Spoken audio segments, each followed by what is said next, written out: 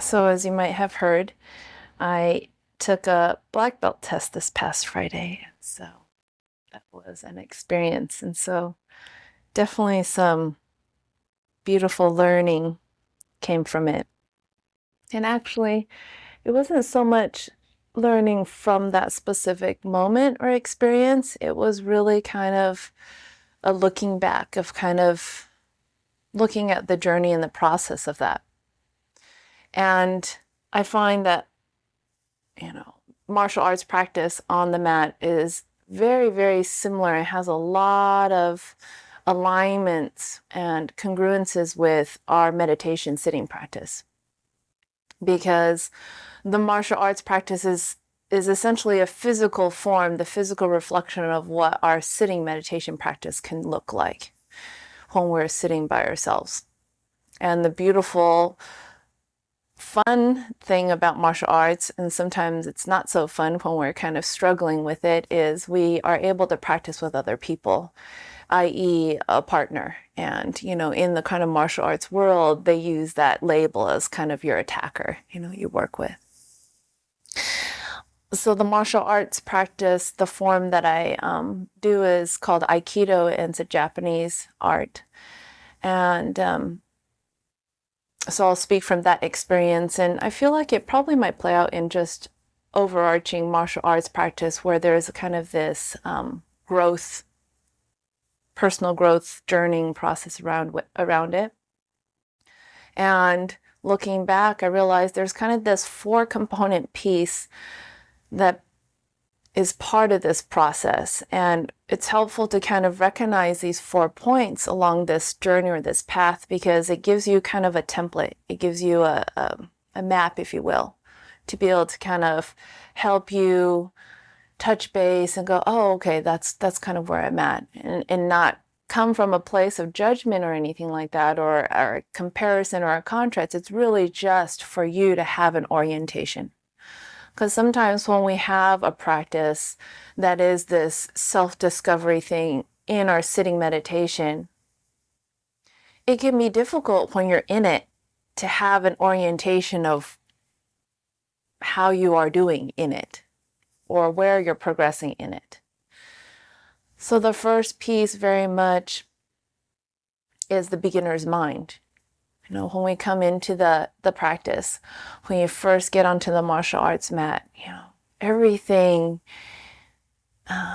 feels very alive and special and exciting, something new to learn. Okay, how do I apply that?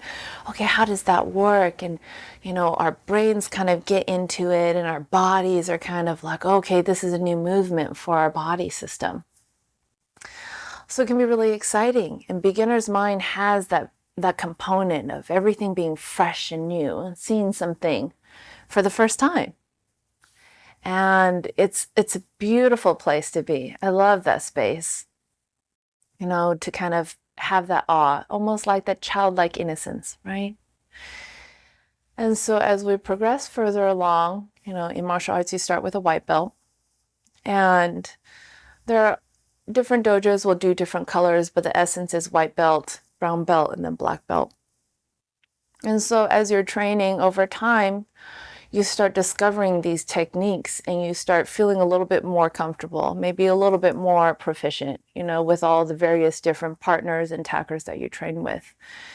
And you start diving into and tapping into what I would call power, our own power.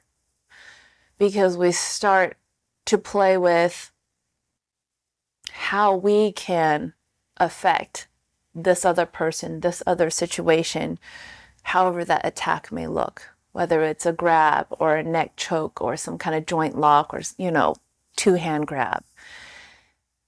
That you start facilitating this relationship with your power, from your center, and in a form, it's also your willpower.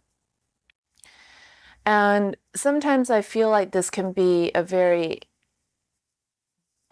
dangerous and or cautionary time for one's practice. And the reason being, when we tap into that power, it can be an amazing feeling and feel obviously very powerful. But we realize that if we don't continue to apply our mindful practices, our own sitting meditation practice to further ourselves in this discovery process, the power, it's unbiased. You can use it for good or for bad.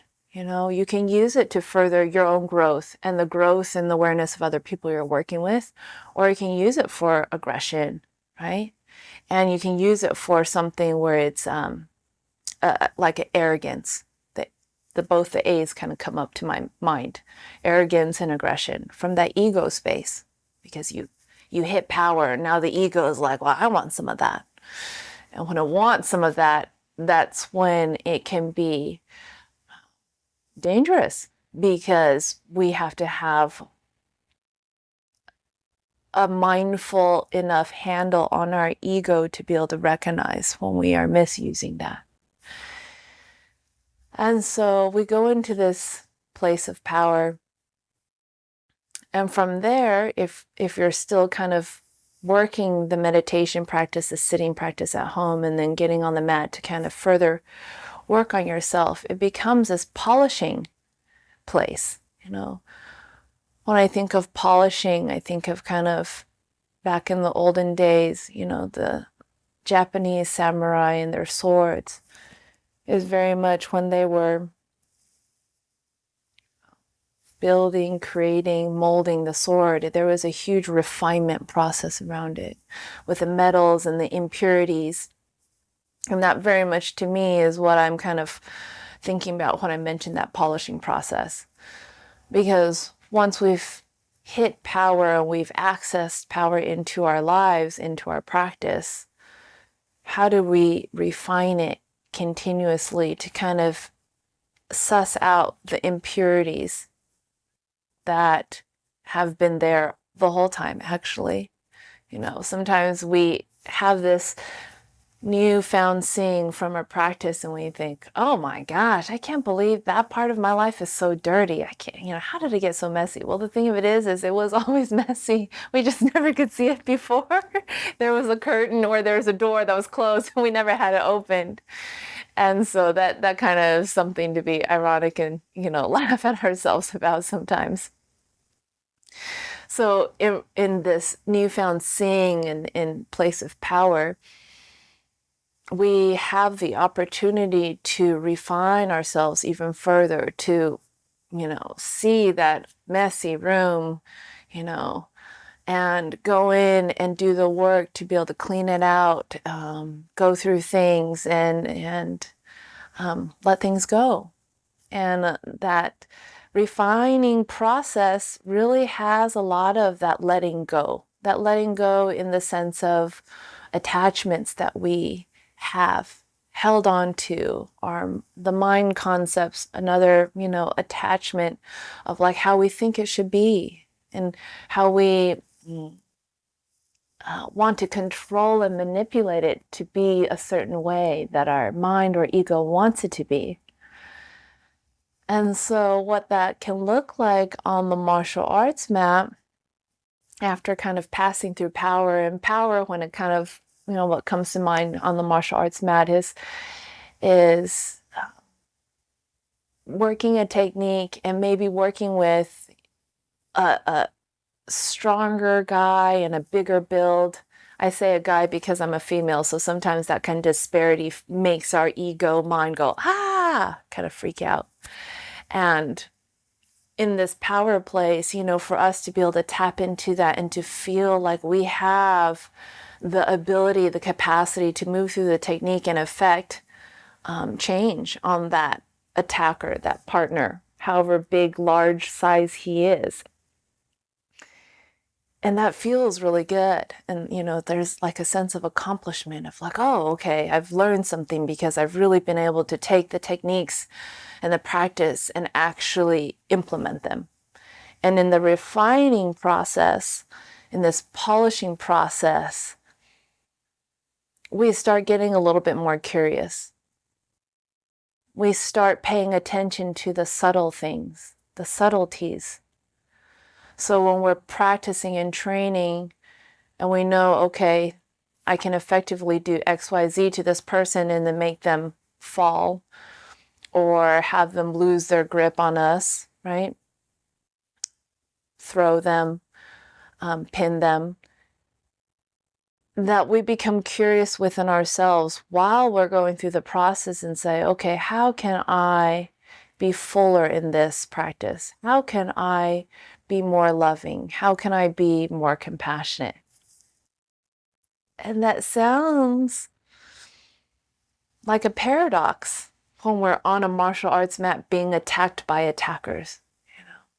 To offer compassion and loving kindness probably is not the first thing that comes to mind when your animal brain is fight them, run away, or just freeze. So we really have to continue accessing our power, but utilizing and channeling it into diving into those subtleties of, okay, how do I offer more compassion or kindness in this technique, right?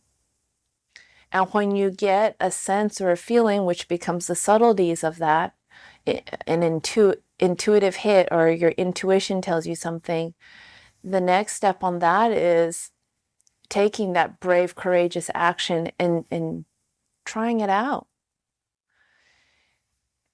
And I use the words bravery and courage or courageous action because, by the definition in the dictionary, it really speaks about taking action despite the experience and the felt sense of fear, imminent something, fear of pain or danger, whatever it is, to still do that. And then at that point in time, a wonderful piece to add to your practice, if you haven't done so already, is balance. And we forget that when we are in a state of balance, humor and laughter can come about. Kind of facilitates that joy piece. And so when we are taking this courageous, brave action and refining ourselves, it feels very much to our ego, for sure, like it's life or death. It's nothing to be laughed about, nothing to be, not taken seriously. And so we take our practice and we balance it with humor and play. Not in a giggly, flighty way, but in a, I am focused, I have my attention placed on this, I want to apply this technique and want to refine myself further. And when I mess up, I can laugh at myself, right? And not take myself too seriously. And when I get, socked in my face, because I was like, oh, that's a lesson to learn, and, be able to laugh about it instead of burying ourselves in judgment and berating ourselves with self-loathing or self-hatred very easily, actually, and self-pity. I think sometimes it can be hard for us to acknowledge that because we want to stay in that loving, compassionate place. Of course, we're practitioners on this path. That is obviously the most ideal, right? And it doesn't always end up that way. So if we can be honest with ourselves and we get into that funk in our minds, on ourselves, berating ourselves, to really be able to kind of take a breath, let it go, laugh about it. Which, side tangent, no, I want to share a story of sometimes life showing you other situations, other people in your life where you can laugh about it and you can kind of take that as a lesson of like, oh, okay, where am I being too serious in my life? And a perfect example was my father-in-law this past week needed to call the community college where he taught at to order some pies for Thanksgiving because Thanksgiving is next week. And It's been a yearly tradition. He does this to call the college, their cafeteria, bakery. They make a whole bunch of pies that you can order. So he does the pecan pie, the pumpkin pie, and the apple pie, right? But because, as you guys might be familiar with schools and just kind of big corporations and organizations, it's not always a human being on the other side of that phone. Sometimes you had to get through a whole switchboard of numbers and extensions and all the stuff like that before you talk to someone. So he's very old school. Born and raised, I want to say in the Depression. So very, very, very old school. So he's getting frustrated on the phone because he can't talk to anybody. And he's on the phone and I'm working on my computer and he's going, I just want to talk to somebody that's human. Oh, funny now, but he was not laughing. Believe you me, he was not laughing. He was frustrated. He'd been dialing all these kind of numbers, punching in the things on the switchboard, trying to get to a human being to make sure that he could put his order in. On top of the fact that that was the last day. So the deadline and time constraint becomes even more dire, right? So I go out there and I call him Mr. Reckow, just out of respect and how much senior he is of me. And I was like, what's going on? He's like, I can't reach anybody to order these pies. I'm like, oh, okay. Like, let's take a breath. I was like, just remember, they're just pies. I was like, if anything else, we can go to the grocery store. We can go to Costco. We can get them. It's okay. He's like, okay. So he starts to calm down and we called together and we didn't reach anybody. We ended up leaving a message and then called back kind of to the main operator of like, did we do the right thing of just leaving a message? Are we okay? And so they talked and that's what they said. They're like, yeah, leave a message. They're super busy because this is the time when they're making all those pies for all their orders. And so you should be fine. You should get a call back or something like that. And not too long after, a few minutes, someone calls back from the school, like, oh, we heard you want to get some pies. Okay, what's the name? Took the whole order down. Yes, come pick it up so-and-so date, right before Thanksgiving.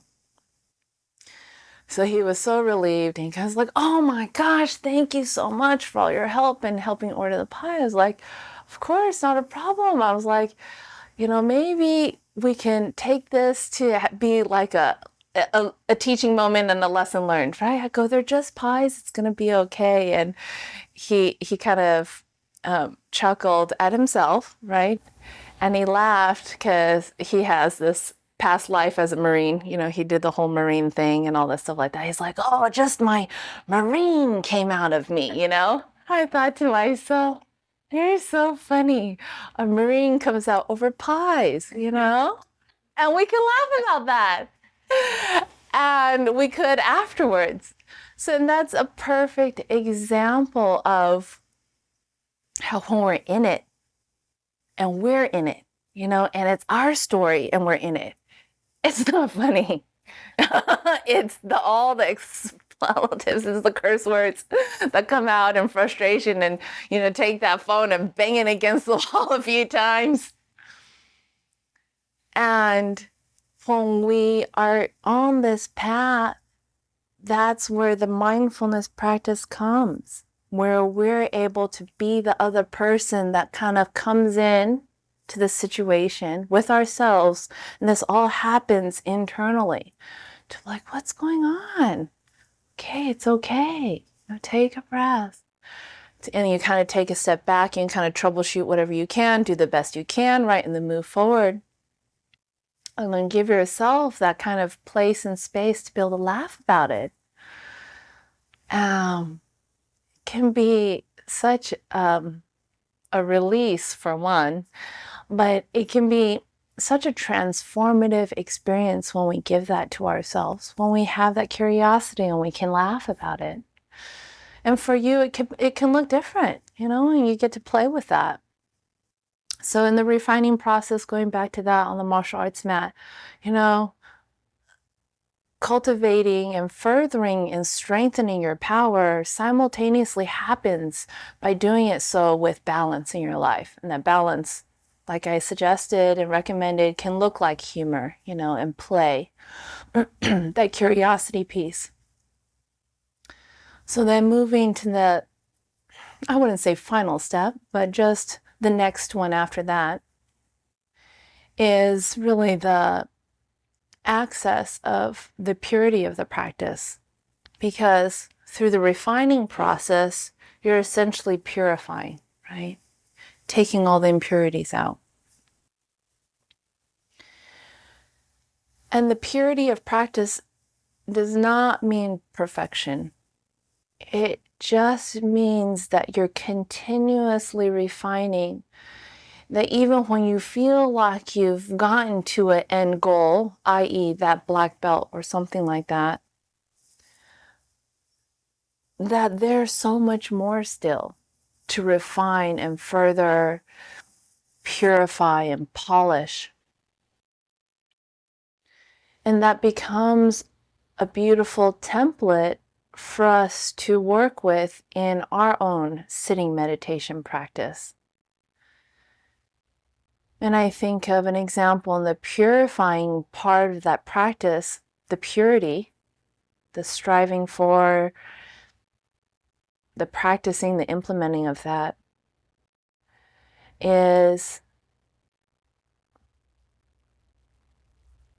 a peaceful component, that inner serenity. And inner serenity and inner peace doesn't come from just one thing. There's a lot of different pieces that help to facilitate that, help it to grow and blossom further. A ton of compassion, for ourselves and for others, loving kindness for ourselves and others. Forgiveness is a big one, not only for others, but sometimes the hardest thing that I found is self-forgiveness, right? So all those pieces, as we're working in that refining process, what I imagine is it's like a flower, or kind of in this heart center of our hearts, opening up, blossoming open, right? And the more we opening, we are able to access more of that purity in our practice. And the thing to be mindful of when we're accessing more purity in our practice is that vulnerability piece that feels really, really, really, really scary to stand in. Because of that opening, we really are letting our deepest, most precious, sacred parts of ourselves be open, not only to the practice, but to the world. And it's really scary for the ego to be able to stand in that place of unknown, uncertainty, and vulnerability.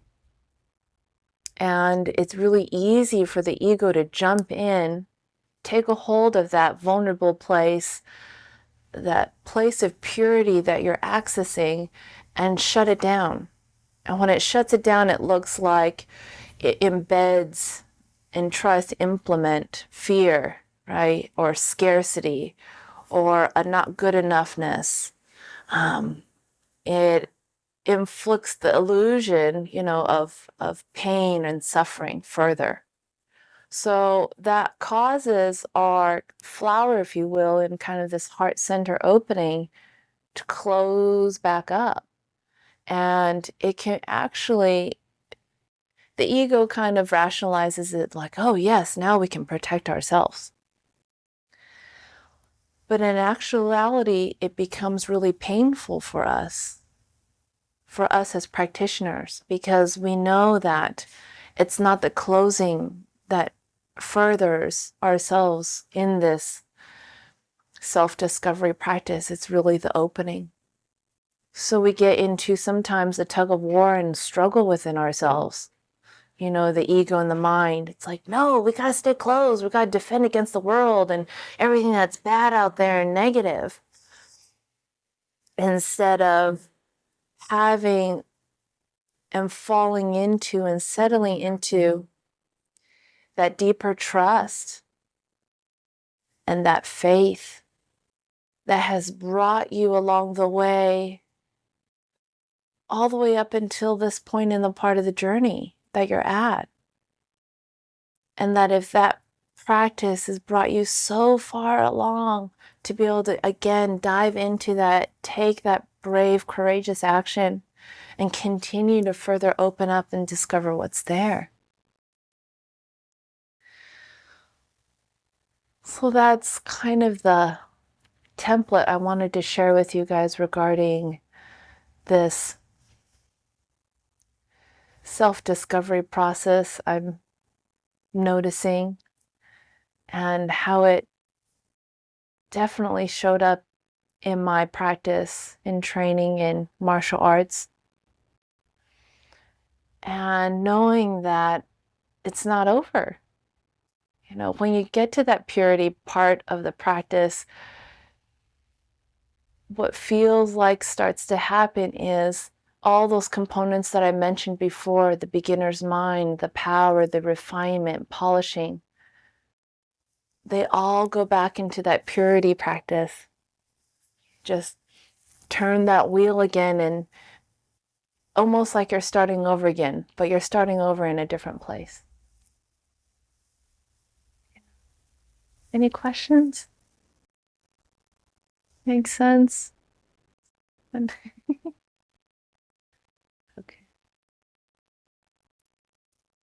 I love martial arts. It's so fun. I highly recommend it if you're ever interested in it. And it doesn't have to be anything hardcore. It can absolutely be something soft, you know, Tai Chi or Kung Fu. Kung Fu, I don't know how soft that is, but maybe Tai Chi. And I would even say it's a specific art that it has to be. I think the more important components and concepts are making sure that the teacher feels like it's a right fit for you when you go visit the martial arts dojo, and get a sense and feel of the culture of the dojo to see if that's where you feel like you can grow and you can place your trust and faith in those people, right? To be able to develop yourself. Yeah. So this practice that we do in sitting meditation, stilling our bodies, silencing our minds, can be a really, really beneficial practice to apply it when we get off the meditation cushion on a martial arts mat. And just like one side of the hand is the meditation practice, the other side of the hand is definitely the mindfulness practice. Mindfully watching where our ego wants to get us snatched up in some attachment, dramatic story to, have us spin along, where we can instead just let it go and let it pass. Or laugh at ourselves if we got caught up and let that go afterwards. Thank you so much for coming today for class. You're welcome.